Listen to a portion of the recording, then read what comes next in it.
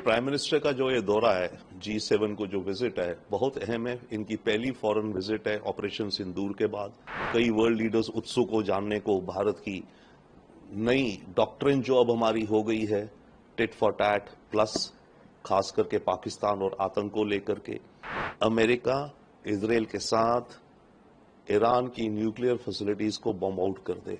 क्योंकि prime minister का जो ये दौरा है, G7 को जो विजिट है, बहुत अहम है। इनकी पहली फॉरेन विजिट है ऑपरेशन सिंदूर के बाद।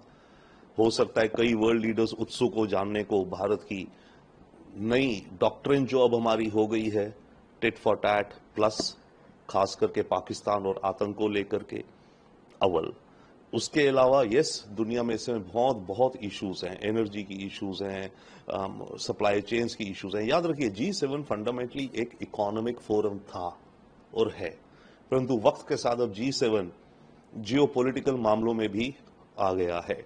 तो उन सब मामलों की चर्चा, भारत के अपने विचार जो भी फ्रेमवर्क्स बन रहे हैं, और खास करके ग्लोबल साउथ के देशों की जो दिक्कत, परेशानी, कंसर्न्स हैं। क्योंकि याद रखिए, दुनिया में जो इस समय जितनी ये जंगें चल रही हैं, जितनी सप्लाई चेन्स डिसरप्ट हो रही हैं, अमेरिका चाइना की ट्रेड टेंशन चल रही हैं, इसमें डेवलप्ड और डेवलपिंग कंट्रीज भी ऑफ कोर्स इफेक्टेड हैं, बट सबसे ज्यादा इफेक्टेड शायद हैं साउथ के, ग्लोबल साउथ, यानी कि छोटी और गरीब देश एक तरह से।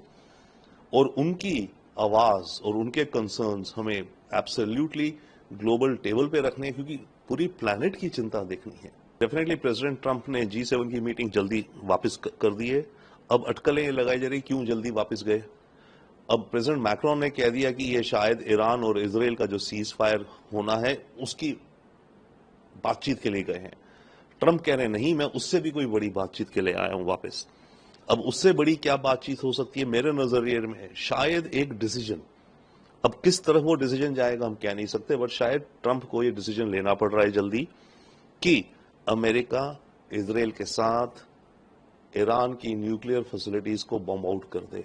क्योंकि वो जो बॉम्ब हैं जो ईरान की न्यूक्लियर फैसिलिटी को उड़ा सकते हैं, वो अमेरिका के पास ही हैं, 15-15 टन के, और उतने बड़े एयरक्राफ्ट भी अमेरिका पे ही हैं उन 15 टन के बम को ले जाने के लिए, बंकर बस्टर्स को। इजराइल के पास है नहीं। इजराइल पुश कर रहा है अमेरिका को और कोशिश कर रहा है अमेरिका भी इस जंग में कूद जाए और वो बम गिरा के ईरान का न्यूक्लियर फैसिलिटी हमेशा के लिए खत्म कर दी जाए।